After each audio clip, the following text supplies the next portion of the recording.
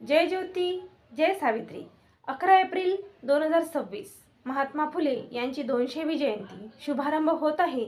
त्यानिमित्ताने महात्मा फुले यांनी त्या काळी अखंडद्वारे मोठे प्रबोधनात्मक कार्य केले, ते आजही उपयुक्त आहेत। मी आरती अंकुश लोखंडे, माणिकवाडा, यवतमाळ आपणासमोर घेऊन येते महात्मा फुले यांची अखंड काव्यरचना। ऐका अखंड। सत्य ज्याचे धैर्य सदय गंभीर, सत्य ज्याचे धैर्य सदय गंभीर, सत्यवादी शूर मानवात, सत्यवादी शूर मानवात। जितेंद्रिय ज्याची मानवाभूषण, जितेंद्रिय ज्याची मानवाभूषण, संपन्न सद्गुणी संपन्न सर्वकामी, सद्गुणी संपन्न सर्वकामी।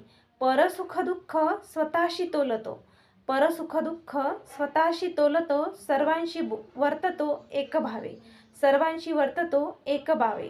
अशा मानवास म्हणावा सज्जन, अशा मानवास म्हणावा सज्जन, ज्योतिबा चुंबन घेई त्याचे, ज्योतिबा चुंबन घेई त्याचे। आता अर्थ सांगते।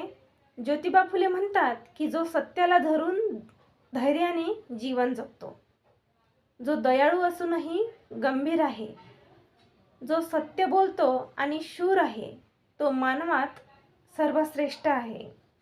जो दुसऱ्याचे सुखदुःख स्वतःचे समजतो आणि सर्व लोकांशी समानतेने वागतो, कोणावरही भेदभाव करत नाही, असा माणूसच खरा सज्जन माणूस म्हणावा।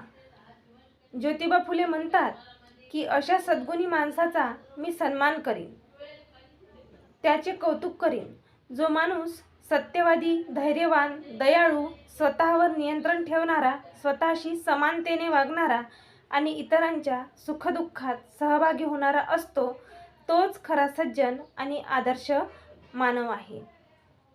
महात्मा फुले यांनी दिलेला संदेश आजही उपयुक्त असून आपण सर्वांनी त्यांचे संदेश उपयोगात आणावे ही विनंती सावित्री शक्तीपीठ पुणे महाराष्ट्र यांच्या वतीने करत आहोत। आमच्या सावित्री न्यूज इंडिया चॅनलला लाईक करा, सबस्क्राईब करा। धन्यवाद।